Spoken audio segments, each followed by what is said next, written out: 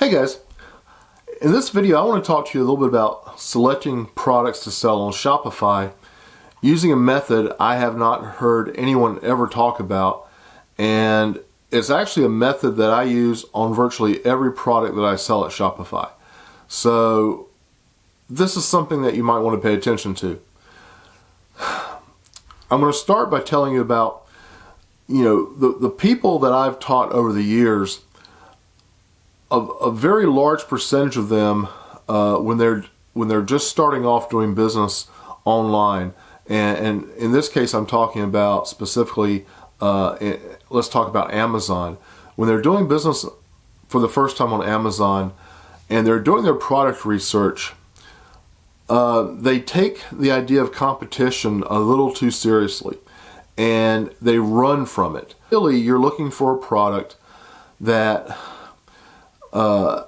you can get ranked relatively quickly on Amazon, where you don't have 1,000 other sellers, where you don't have sellers that have hundreds or thousands of reviews.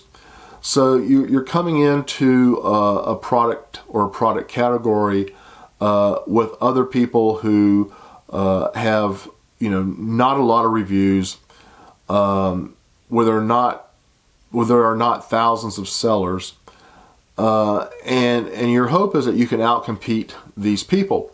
Now there's nothing wrong with that idea. That's actually what we suggest for the most part as well. But we see a lot of people take that to an extreme, and they select a product that has no competition, where there's only 2 or 3 other sellers, there are no reviews, or very few reviews, and they think that, wow, they're really getting on the ground floor. Maybe not, and in most cases it's not.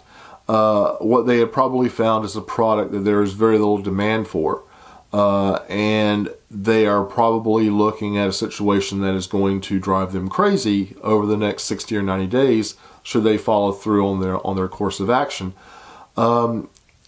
Yeah, you don't want to swim into the mouth of a shark, and the shark in this case being a product that has, again, thousands of sellers or hundreds of sellers with thousands of reviews. But you don't want to swim with the minnows either. Competition is a good thing. It tells you where people are buying. This is a horrible example, but it's like a deep sea fisherman looking for seagulls diving into the water to catch fish. He knows that there are fish there under the water that he can't see, but the seagulls can. When you see sellers gravitating towards particular products or a particular category of products, you know that there are a lot of buyers for those products as well. So you definitely want to be in the mix.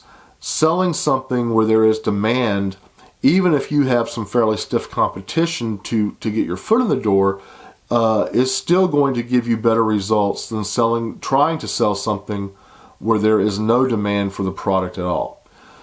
So with that said, since we've been talking about Amazon, you might want to know how this ties into Shopify.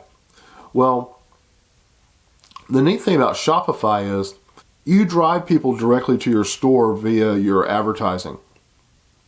Unlike Amazon, where you are selling a product and there are certainly going to be other people selling that same exact product, and possibly for the same price. At Shopify, you're the only person in your store selling that product, and you can choose whatever price you want. The effectiveness and the success of your store will largely be determined by the effectiveness and the success of your advertising and driving traffic to your store. So what you can do is look at the products on Amazon that are popular. And again, I would say anywhere from whatever you would call medium popular up to hugely popular. And look at those products and either sell those exact products or something similar to those products in your Shopify store, because the popularity of those products is proving to you that there's strong demand for those products, that type of product or that product in particular. So if you can put that product in your Shopify store and then target your advertising to the people who are buying that product, you can actually do extremely well. In a sense, you are differentiating your product from other products in the same way that you would at Amazon if you were to private label a product like this, or if you were to bundle it with something else. You are creating your own individual listing for your own individual product. But it's a product that you know has great demand behind it. So Amazon can be a wonderful source of product research information, if you will, for your Shopify store. And just to leave no stone unturned, to give you another example of this, if you want to know